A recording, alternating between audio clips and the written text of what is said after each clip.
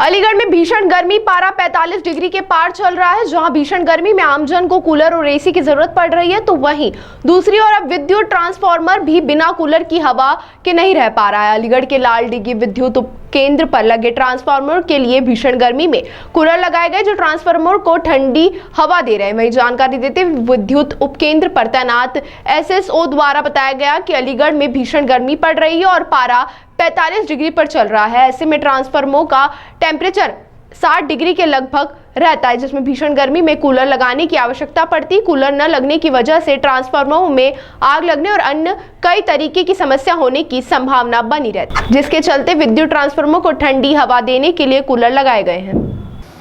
ये जो ट्रांसफार्मरों पे कूलर लगाए गए हैं, ये पावर परिवर्तक हैं 10 MVA के।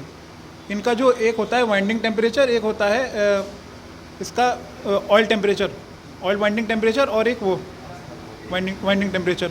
तो उसका जो वहाँ पे एक वो लगा हुआ है, वो मीटर, उसमें अगर वो 60 डिग्री के ऊपर, 70 डिग्री के ऊपर है, तो मतलब हाई अलार्मिंग सिचुएशन है।